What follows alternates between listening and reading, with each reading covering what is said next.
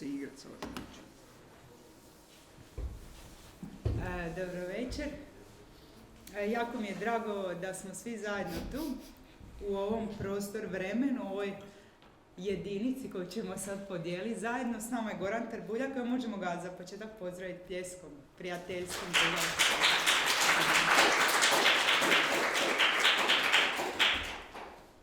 Dobar večer. Super. Pričat ćemo o svemu, imamo vremena, ali ja bi da odemo u ono mitsko vrijeme kad je svijet bio mlad za nas i kad smo tek pokušavali otkriti ko smo, pa bi te pitala tamo nekad kad si upisivao te svoje prve fakultete, kako si uopće prepoznao u sebi da želiš živjeti taj identitet umjetnika, ili to bilo nešto što je došlo izvana gledanjem nekog ko to radi ili ko radi nešto, ili je to bio zapravo način da preživiš u svijetu ili nešto treće?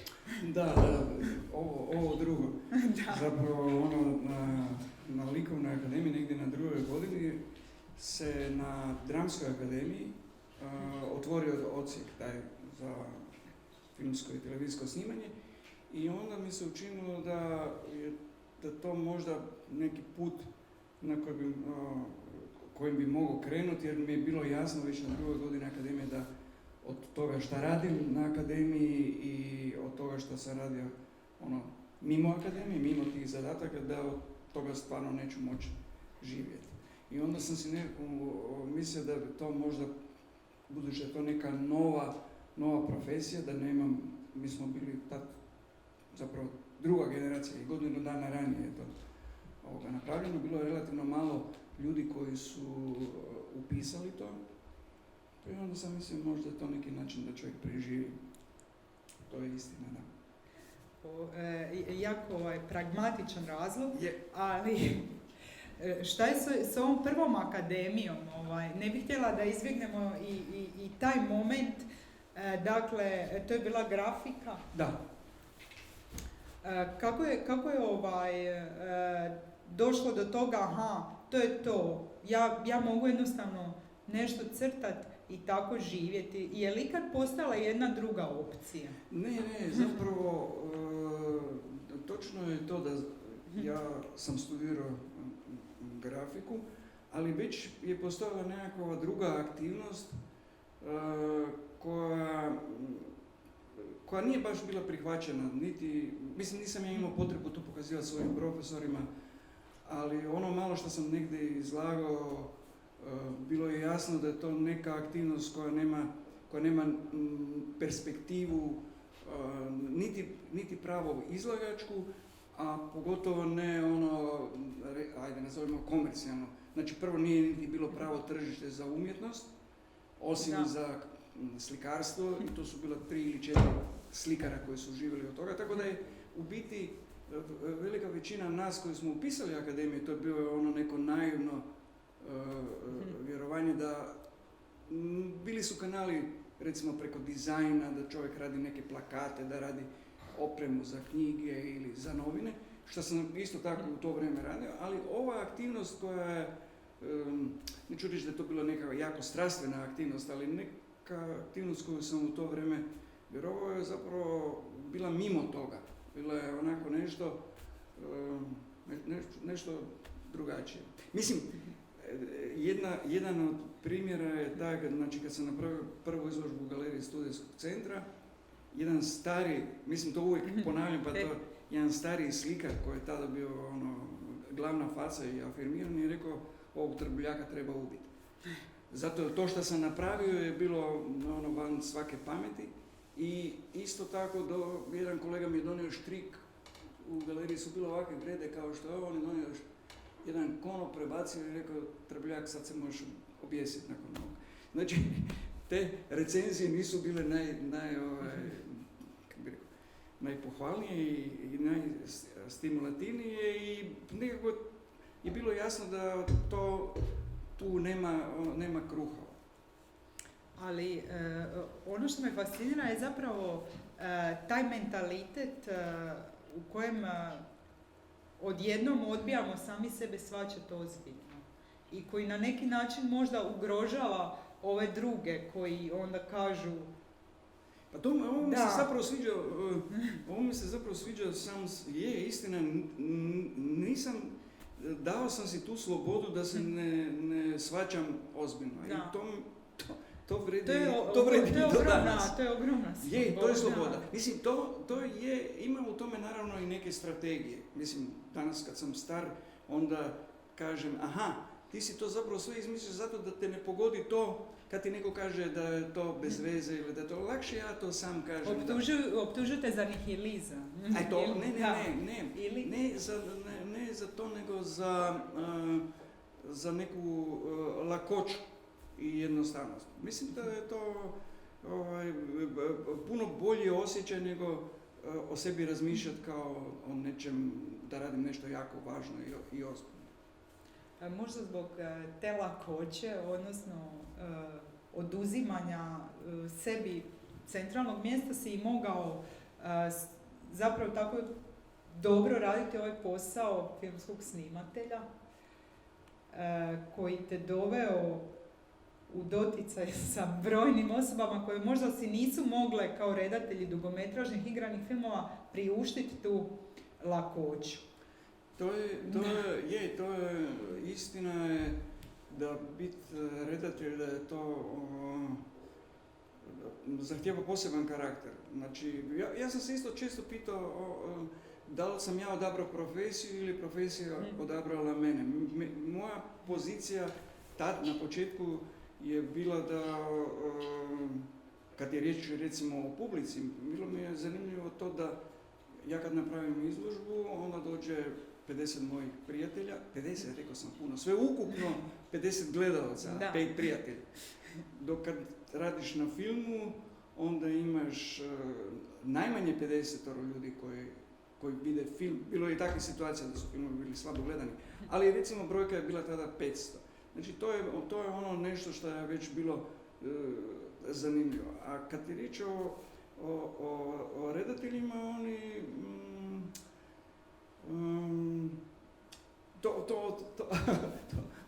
redatelja je bilo raznih. Da, pa ajmo se i tu držati dobre stare kronologije jer ona je jednostavna. Pa možda početi sa Antom Babajom koji ti je dao prvu priliku da snimiš dugometražni igrani film. To je bio Izgubljeni zavičaj, predivan film koji svima preporučam da ga ponovo pogledaju. Kako je došlo do te prilike? Pa sa Babajom, ja sam bio student zapravo sa Babajom je krenulo razgovor još na prijemnom ispitu. Ja sam znači došao na taj prijemni ispit, donio sam fotografije, bili su u komisiji Tanhofer i Babaja. I Babaja je onako malo maliciozno rekao, kaj, ti si na 2. godini akademije, znači bacili su te s akademije. Zato jer je tamo u to vrijeme postojao još i neko pravilo da se nakon 2. godine akademije može letiti s akademije ako ne zadovoljiš ne znam šta. Mislim, to već moja generacija mislim da nije imala, jer možda je odletio, ali je ono rekao, da, ti si tu došao. Ja sam rekao, ne, ja namjeravam to, I ja sam paralelno to neko vrijeme studirao i Baja je vidio jedan film, naime Tanhofer mu je rekao da pogleda taj film, to je bio film koji sam ja snimio doma svoga oca koji lista jedan obiteljski album i kako sam znao nekakav sentiment tate, to se na njegovom licu vidlo. Ja sam to kadar po kadar snimao kao montažno u kontinuitetu, sam namještao kameru i kod njega je listajući to kod nekakvog prozora, nemam pojma, u polumraku, imalo je to nekakvu atmosferu i to se Tanhoferu prvenstveno dopalo i onda je zvao Babaju da to gleda, oni su to gledali i Babaja mi je ponudio da budem scenograf na jednom kratkom filmu i ja sam to rado prihvatio. Scenograf zapravo nisam bio jer se snimalo u Babajinom stanu, znači ja sam samo tu možda donio neku sliku ili neki predmet i moram priznati da sam bio u šoku i u prilično velikoj trpi kad mi je Babaja godinu ili dvije poslije ponudio da radim Izgubljeni zavičaj. Onda sam se našao sa Tahoferom i Radojkom Tahofer i onda su oni govorili ne, ti to možeš, ne smiješ od toga odustati. I to je bila ludost, mislim, jednako Babajina moja i bilo je to jako hrabro i tad u ekipi su bili različiti profesionalci koji su bili stariji, koji su isto se onako lutali očima i izgražali se i do nekih prvih projekcija gdje smo imali te projekcije u lokalnom kinu tamo na Cresu, gdje to relativno dobro su prošle te projekcije, onda sam prošao i kod tih profesionalaca, jer to je zatvorena jedan krug ljudi koji idu iz filma u film i zapravo veliki je šok tu bio i za te ljude, te starije kolege, jer je originalno taj film trebao snimati Pinter. Pinter i onda tu je došlo do nekakvog prebacivanja termina, jer Pinter je to jedno ljeto ranije su trebali to snimati. Odgođeno jer Babaja nije bio spreman ili ne znam više točno koji je bio razlog i sljedeće godine Pinter je otišao snimati neku dugu seriju i nije bio tu. I tako da je tu bilo i ovih nekih stvari koje sam onda ja u hodu učio i saznao, na primjer to da u onom trenutku kad te Babaja odabere, onda si za cijeli život njegov i ne daj Bože da pogledaš drugog režisera, a kamoli da sa njim snimaš. A isto si se gledao okolo, kao što znam. Da, ali ti je oprostio, dao ti je kamenita vrata. Je, ali bio sam od njegovih... Preljub je oprošten. Da, od njegovih najintimnijih sam bio upozoren da se čuvam. Ali zapravo prvi film to je prvi igrani film, ali prvi film koji sam snimio je film koji sam snimio sa čovjekom koji se zove Aldo Pakvola, koji je filmski kritičar bio. I to je jedan poseban film koji je eksperimentalni film, ja ga ne bi mogao prepričati. Tako da sam zapravo imao ipak film koji je sniman na 35-ici i koji je imao nekakvu produkciju.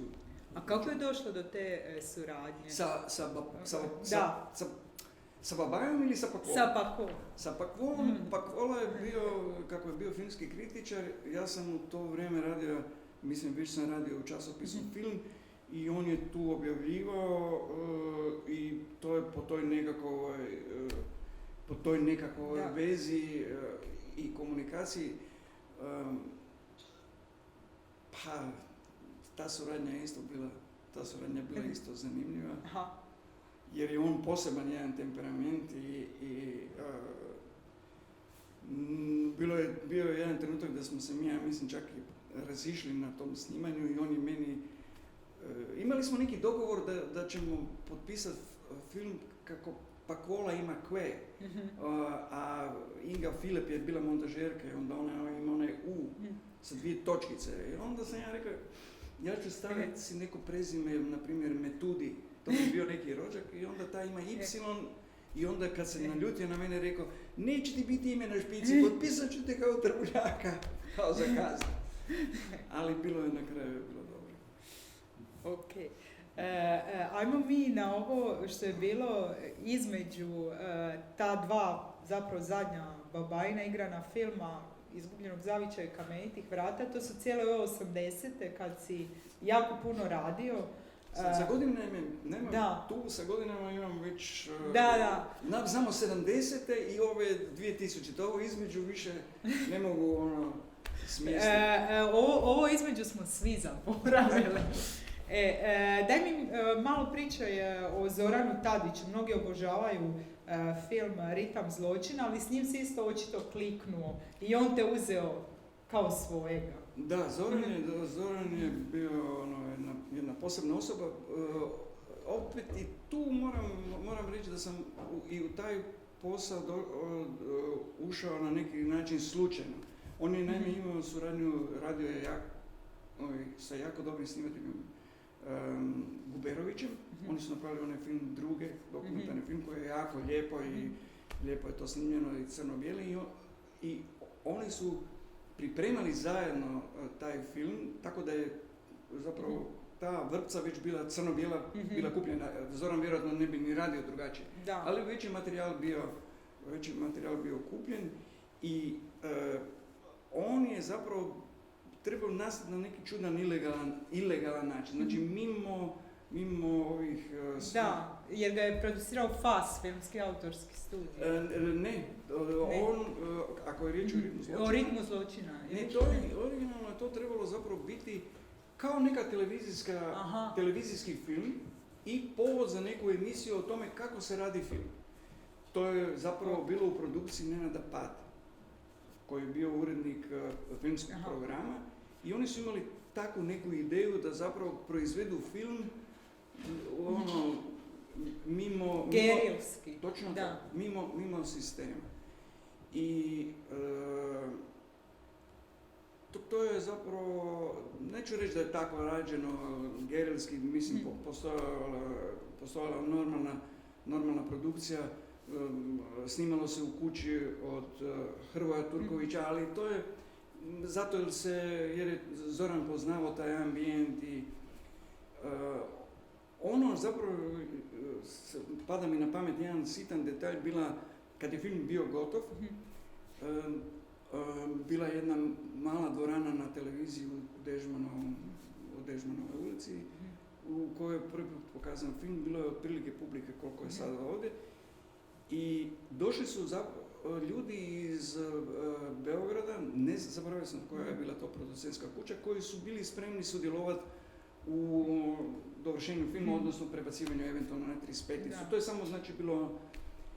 I film je onako dosta je bio praćen u tišini, jedini koji je sjedio u zadnjem redu i koji je glasno sudjelovao bio je Tom Gotovac. I to je bilo nevjerojatno, mislim, tad sam bio... Je li Tom bio zadovoljan? To je bilo više od zadovoljstva, jer je on je glasno uživao, on je glasno se smijao. To su se ljudi ovako kretali, pogotovo Pata koji je sjedio napred, ne znam kaj sad on to radi. Međutim, on je pomogao da film naprosto prođe. Nakon tog njegovog, to je recimo trajalo u početku, poslije toga su se ljudi opustili i sudjelovali su u filmu, jer je bio neki trenutak da se zapravo nije znalo, to je izgledalo grozno, crno-bijela slika, sve nešto mračno, atmosfera ne znaš ili je ozbiljna, smrtno ozbiljna ili... Naravno tu i Vidović sa ovim ulogom koji igra tog skeptika, koji malo gleda to mi je, ja se samo prisjećam njega koji je uživao i glasno to komentirao i po meni on je pomogao da taj film, da i ti ljudi koji su došli, koji su trebali dati te neke novce, da i oni to prihvate. Možda imam krivo, to naprosto govorim o dojmu, kako koji puta je publika važna kod prijema filma. Znači možeš može krenuti i u krivo. Makar ne bi smjelo ako je film dobar, jel tako? Da. Ali to je isto jedan trenutak, onda u nekim budućim trenucima film odjednom može zaživjeti s nekom drugom publikom. Možda je to, možda sam u krivu. Kako je bilo učiti se zapravo na najekstremniji mogući način međuljudskim odnosima u toj vezi snimatelj-redatelj? Koliko su se ti odnosi radikalno mijenjali iz filma u film, ovisno o tome ko je bio na tom mjestu i koji su tu sve bili rasponi od možda nekog ultimativnog povjerenja i slobode do možda nekih drugačijih situacija. Pa je, istina, mislim svaki, svi su ti redatelji imaju neku svoju viziju u glavi i to zapravo čovjek prihvati da je to tako i mi smo kao prvi suradnik, naravno i glumci su važni i od snimatelja, ali taj neki prvi suradnik koji je do redatelja, ti zapravo s vremenom vidiš, neću reći koja je to patnja i koji je to napor. I onda naravno postoje različiti temperamentni i različito ljudi to manifestiraju. Sa nekima je bilo lakše raditi. Naprimjer, Zorana su obožavali svi u ekipi. Znači, apsolutno šofera koji je dovozio ljude na set, do scenskih radnika, do glumaca. Mislim, on je naprosto bio takav da je svima davao na važnosti i svi su ga zbog toga volili. Dok bilo je režisera koji su teži, koji nemaju povjerenja u svoje suradnike i koji su, recimo, privatno nevjerojatno šarmantni i lagane osobe za komunikaciju. U trenutku kad se treba postaviti kamera, pretvaraju se, neću reći u Hitlere, ali u užasno teške osobe za suradnju. Ali kad završi kadar, kao da ništa nije bilo, frendovi smo. Neću imenovati. Da, naravno. Jesi li razvio tijekom godina neku svoju teoriju koji je to demon, tako ću ga nazvat, koji tjera ljude da upravljaju svijetom slažući ga u slike? I onda još, pod svoje uzde tjeraju druge da se ta vizija ostvari. Sve si rekla. Velika da, je to... zanima me tvoja teorija. Velika je to moć. Da. Znači, osim politike, ne znam gdje još postoji ta moć. Samo, to je, mislim, tu postoji naravno i patnje, jer ja znam samo u naše okolnosti koliko ljudima treba da zapravo izguraju neki projekt, koliko to vremena prođe od neke ideje, od scenarija, mislim, barem sa ljudima sa kojima sam ja radio, do trenutka do oni mogu to realizirati. To su, pa ta patnja da, na primjer, si zamisliš da ti bude ulogu koju si napisao, karakter da ti glumi, na primjer, Katerin Danevto u ovoj našim okolnostima. I onda je velika nesreća kad shvatiš da to se zapravo neće dogoditi. Mislim, i takvih je bilo slučajeva. I zapravo, pričali smo prije o tom, zašto sam uopće počeo raditi te neke animirane filmove. Jedan od, neću reći glavnih motiva, jedan od motiva mi je bio to, gdje sam bio naravno u krivu i naivno se postavio. Mislio sam baš iz te situacije kada režiser odabere glumca, pa tog glumca ne može dobiti. U kojoj je prednosti taj crtač animiranog filma? On to nacrta. Znači on nema nikakvih prepreka. Znači hoće li snimat na Niagari, hoće li snimat, ne znam, u New Yorku, on to sve može nacrtati. I bio sam naivan jer sam vjerovao, pa da, evo, uzmeš samo komad papira i sve nacrtaš. Međutim, nije to tako. Ajmo malo tu. Dobro. Da. Kad je krenulo? Zapravo ima i ova neka predpovijest ovoga što ćemo večeras gledat, a to je taj trenutak kad dolazi video i kad svi odjedan put su jako uzbuđeni oko te nove igračke i ti si zapravo bio na licu mjesta, pa ako možeš možda prvo otići u to, a onda ćemo doći... Dobro, mislim, sa tim do drugog života. Sa videom, apsolutno video je bio sam film je analogni film, kad danas o tome govorimo ljudi vjerojatno uopće ne znaju o čemu pričamo, je jako komplicirana, znači filmska vrpca, pa imaš laboratorij, pa onda ne znaš kakav ćeš rezultat dobiti iz tog laboratorija, pa niz komplikacija do trenutka dok ne vidiš tu sliku. Ja se sjećam, recimo, kao studenti dobili bi vrpcu od 30 metara, onda neki zadatak koji moraš napraviti, onda trčiš tamo u laboratoriju, onda telefoniraš, dobro, je li je to dobro razvijeno, je li je to sve u redu. Onda na putu do akademije ti praktički na cesti gledaš, je li je da li na vrpci ima išta, ili to što je ovaj laboratorij rekao, on samo svoju tehničku stranu, da on nije ništa pokvario, da nije, ali da li ti imaš gore uopće sliku, išta, to tako dugo dok ne dođeš do projektora, onda projektor, pa onda ta neoštrina. Mislim, gomila stvari. Video, znači prvi put kad sam se sreo sa tim medijem, to je bilo nešto nevjerojatno, to je znači televizija, slika iste sekunde, snimaš iste sekunde, to vidiš na monitoru. Međutim, ono kako sam ja tad mislio o tome, nisam razvijao nikakvu priču, nisam išao niti u nekakav, rekli bi, dokumentarizam, da uzmem kameru pa da sad snimam neki život, niti da radim neku stilizaciju u smislu sa glumcima, da imam neku priču. Mene zanimao taj sam medij, tad je bio takav trenutak, znači bila je filmska, odnosno ta video vrpca, bila su dva koluta, otprilike kao ove dvije čaše, ovdje je bila sirova vrpca, tu je bila video glava koja je to sve snimala, ovdje je bila kamera i tamo je na onaj kolut odlazilo ono što je snimano. Znači to je tako izgledalo. Mene je zanimalo šta bi se moglo dogoditi kad bi ja tu vrpcu prerezao i dogodilo se to da je nestalo slike. Ono što je sad recimo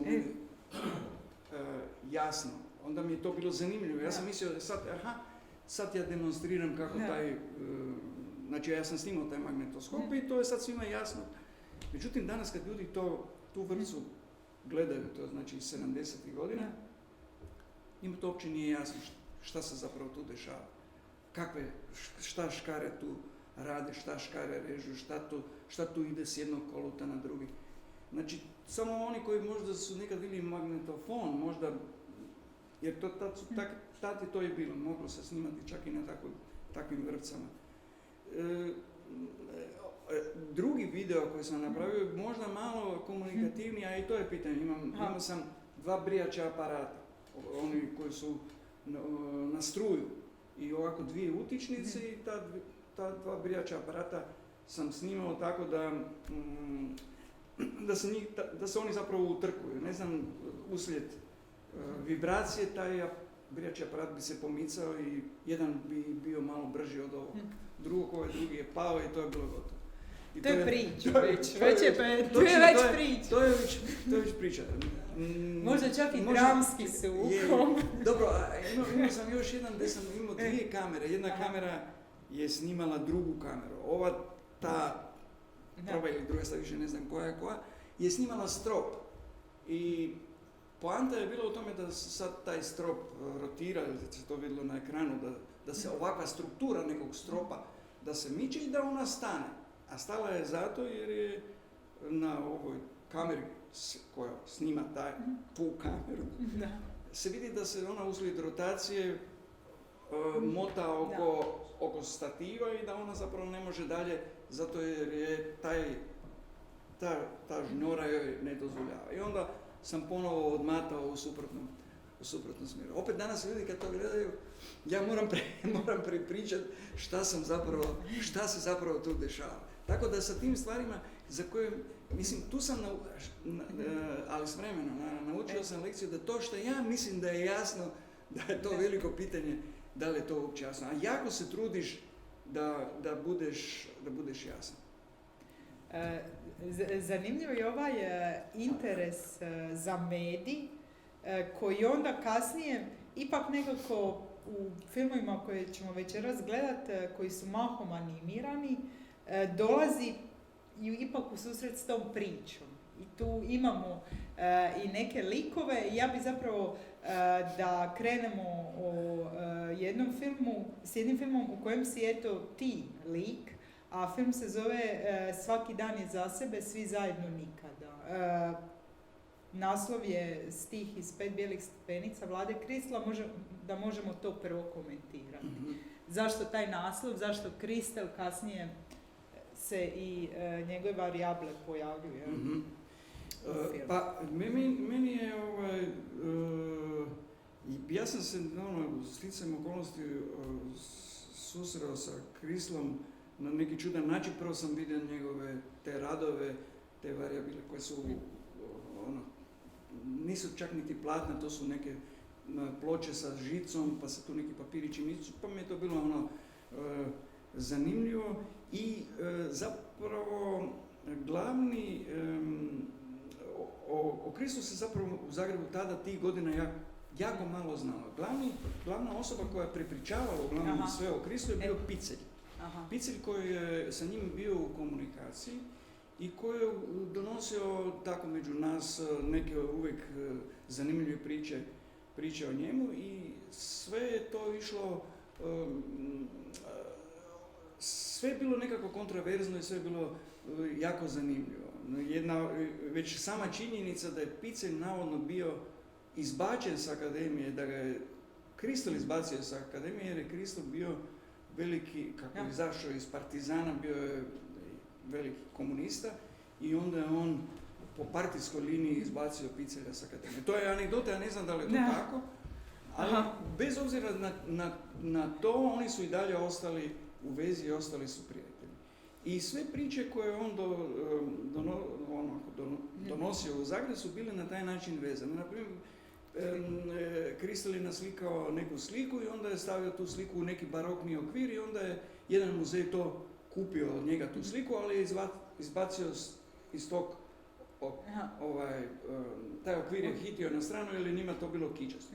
Ovo je poludio, polemike po novinama i od onda je počeo raditi slike koje imaju još predimenzionirane okvire napravljene od lesonita i još veće ludosti. Druga stvar koja mi je bila zanimljiva, u to vrijeme mi isto nismo puno znali o njemačkom filmu. Tad je preko nekih mojih prijatelja koji su živjeli u Francuskoj, u Parizu, je došla priča kao Kristel je jedan od najvažnijih ljudi tog njemačkog filma. Kao bilo je rečeno Wenders i Herzog, Fassbinder, da. Oni su sretni kad ih Kristel primi kod sebe u stan. I on je bio onda velika zvijezda tamo. Kad sam se ja upoznao kasnije s njim, onda o Fassbinderu je rekao da je on pošten, da on radi kobasice, da je to jasno šta je to, tako je rekao doslovce. A za Herzoga je rekao on zna hrvatski, samo neće pričati hrvatski. Onoga koga nije volio, to je bio Vukotić. Rekao je, doći će u Zagreb kad Vukotić više neće biti tu je nešto bilo šta je, to je neka povijest koju ne znamo. I naravno što uopće mi nije jasno kako sam to zaboravio spomenuti, to je taj Don Quixote. Taj film koji, ja moram priznati da ja ga ni danas ne razumijem. Mislim, meni je on fenomenalno izgleda i to je fantastično. Bio sam onda oduševljen kao što sam i sad, ali ne mogu dohvatiti neki pravi da mogu reći da, to je. I sad opet kad pričamo o Kristelu, tad kad sam ga sreo, Kristel je ozbiljno, znači nakon svih ovih svojih ovih slika koje su bile apstraktne, je krenuo u to nešto drugo koje je bio taj neki čudan realizam gdje je slikao, kako je njegova žena rekla, pucice. Samo je slikao pucice. Kad sam ga ja pitao... jako koloristički. Koloristički, ali to su bile onak malo... nije to bilo, mislim da nisu bili erotski crteži, ali su bile uvijek mlade djevojke. I on je rekao, ja sam ga pitao, dobro, on se jako naljutio na te sve Njemce, zato jer su oni izdali film. Znači, onu neku ideju o filmu koju je on imao u svojoj glavi, oni su izdali sa time šta je Kinski kao najkomercijalniji, valjda njemački glumac u to vrijeme, međunarodni, da on igra u tom filmu, to je izdaja ideje filma. Ja sam ga pitao, malo, ne znam uopće kako sam imao to pitanje, a nije li on izdao i slikarstvo? On je rekao, ja sad tako osjećam. I s tim je razgovor bio završen, ovi su izdajice filma, međutim on nije izdao slikarstvo i on je dosljedno još godinama tako sliku. Zapravo onda 2000-ih kreće ta neka lagana rehabilitacija Kristla u Zagrebu, hvala Bogu na tome, ali ajmo mi u taj film u kojem si naslikao sebe, udvostručio se jer zapravo postoji više razina unutar filma u kojima si prisutan, pa me zanima zašto ta potreba da neprestano usložnjavaš te okvire, da se stavljaš unutar okvira koji je unutar okvira i o čemu je zapravo taj film, koji je bio tvoj impuls da ga napraviš, što si htio izraziti? Pa ne znam, recimo nisam doživljavao sebe u tom filmu, nego zapravo i ne znam, to bilo mi je zanimljivo, opet je to dosta čudno, u tom lokalu gdje sam sjedio i tu iza je bio, negdje u blizini je vrtić gdje mi je išao sin. Ja sam znao vrlo često sjediti u tom lokalu čekajući i zapravo je točan podatak da je kuća preko puta ili baš ta strana gdje sam sjedio je zapravo bila kuća od obitelji od Kristovih. Znači tu postoji, tu postoji, ja sad se ne mogu sjetiti kako se zove, koja je to uopće ulica, mislim da tu Đorđićeva i, je li to Palmotićeva? Tu na uglu ima jedan dućan koji se zove Temelja ili neki dućan i ispred tog dućana raste jedno drvo. Zapravo ne dućana, nego na samom uglu raste drvo. I Kristov mi je rekao da je to drvo posadila njegova baka, da je ona, ili mama, da je gurnula neko sjemenku u tu komadić te zemlje i to drvo tu stvarno raste. I ta kuća na tom uglu je bila njihova kuća. I u toj kući je lokal gdje sam ja sjedio. Znači nije sasma točno da je ova kuća preko puta. Ali kako sam ja tamo bio i crtao te neke ljude koji su tamo ispijali kavu, iz tih crteža koje sam ja kasnije kod sebe doma, čekaj pa vidi što je to, pa ja bi mogao to napraviti, iz toga je izašla onda dalje cijela ta priča, da je ono tamo neki stan u kojem je u kojem je zapravo Kristlova slika i taj lopov koji dolazi, krade televizor i sve. I slike. Pa ih vrati. Jedini opet problem u tome što ja danas moram prepričavati da je to Kristlova slika, jer ljudi misle da je to ormar. Jer ima neki oblik neobičan koji nije baš kak ljudi zamišljaju da je slika. Ja sam sad saznala da je to zapravo dokumentarni film. Apsolutno, da, djelomično. Da, dobro, možemo preimenovati onu Godarovu pa reći da svaki dobar animirani film teži dokumentar. Da, to je recimo isto ono što sam rekao prije. Ja sam bio uvjeren, pa ja ću to sve sam nacrtati. To naprosto, to nije točno. Tu postoji animator koji je to zapravo sve animirao, ja sam samo neke stvari, mislim puno toga sam nacrtao, ali recimo čak onaj jedan ljubavni par ili par koji se šeće po drugoj strani ulice, ta žena i taj muškarac koji tako dobro hodaju i koji su zagrljeni, to ja nisam znao nacrtati, to mi je nacrtao on se zove Zvonimir Telač, moram još jedanput reći. I on je jako puno pomogao mi oko toga. A onda se i to zapravo dogodilo slučajno, aha, pa ja tu svaki dan u ovom kafiću nešto crtam, pa mogao bi od toga napraviti animirani film. Je li bilo tako? Da. Velim, od ovih nekih crteža koje sam ja onda doma vidio i rekao sam čekaj pa više. Ne, teško je sad taj baš po tim etapama ali to je baza, da, na osnovu toga. Ali onda je nastalo još animiranih filmova, vidjet ćemo ih večeras. Dakle, ovaj film je dobio Octaviana kao i Duplex koji ćemo vidjeti, znači kao to se pretvaralo u nešto što je bilo prepoznato, nagrađivano i zarolalo se.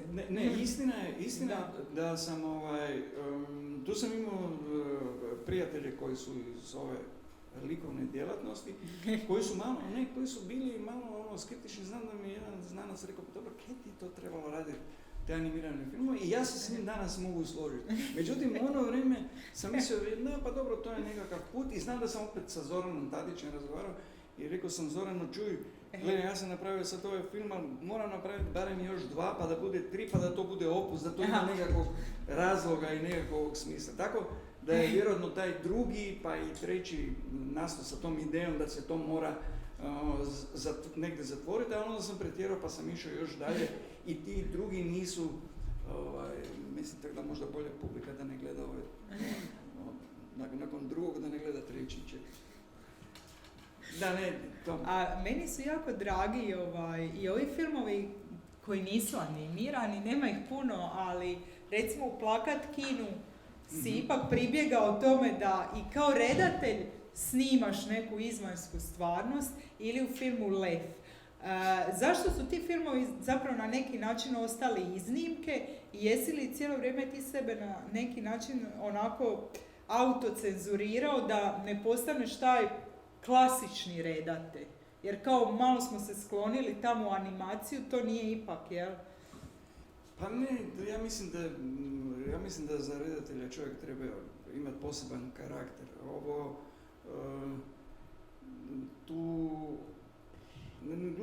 Nije prava riječ i nije lijepa riječ da moraš vladat sa ekipom koja ima 60 ljudi i kasnije se brinuti za promociju filma. Mislim, to je stvarno jedan posao koji traži enormnu energiju, ali i karakter i želju. Jedan puta sam pitao Paju šta je kako je sjedio obično u Kavkazu i tamo sam mu se priključio, ne znam šta mi je bilo, pa sam ga pitao šta po njegovom redatelj mora imati, koja je to osobina. On je rekao umišljenost. To mi je bilo zanimljivo. Znači ti moraš vjerovat da to možeš i moraš imati to samopouzdanje i energiju, znači malo drugačiji karakter. Meni se čini da ti stojiš na ovoj nekoj drugoj poziciji, a to je ova slobodna pozicija vječne autoironije i propitivanja uopće svog mjesta i zašto stojimo na tom mjestu koje stojimo, i to je itekako prisutno i u tvojim filmovima kao i u tvom radu općenito. Što misliš da ta pozicija daje, a ima li nešto što se možda gubi? Pa ne znam. U toj ljubavi prema spački, prema doskočici, prema vječnoj igri, koja oduzima sebi tu važnost, tu umišljenost. Ne, evo, meni pada sad na pamet, ja sam, pričali smo prije o ovoj nagradi, tu sam malo zatečen. Mislim, ja još uvijek ne znam da li sam tu nagradu dobio, jer to je samo priča, ja još dobio fizički mi ništa nije uručeno, tako da sam tu malo skeptičan. Ali hoću reći ovo da, znači, 72. godine, imao sam 24 godine I onda je bila nije komisija, nego nekom odboru ili šta je već bilo, ja sam se predložio da mi daju nagradu za djelo koje ću ostvariti u budućnosti. Tad nisam dobio tu nagradu, a sad dobivam nagradu za djelo koje sam ostvario u prošlosti. I sad sam negdje, sad kad te 24 i 74, znači tu negdje oko 30 i neke je zapravo... Ali točno ovo na pola stoljeća, između te dvije točke. Pa zato kažem, ovu nagradu još nisam dobio, ali ona je za nešto što je možda si ovu nagradu dobio za onu prvu nagradu.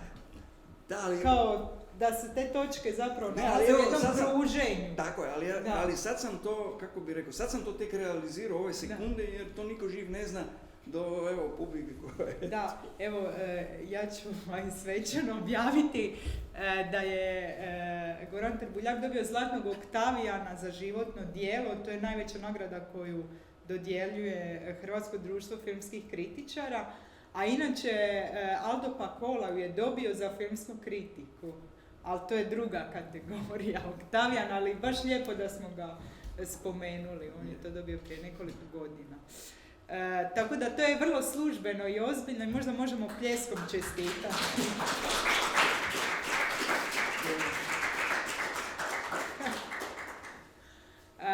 Tu je donedavno sjedio Hrvoje Pukšec, naš predsjednik, pa sam mislila sad njega, Hrvoje reci. Ne, on je to meni rekao,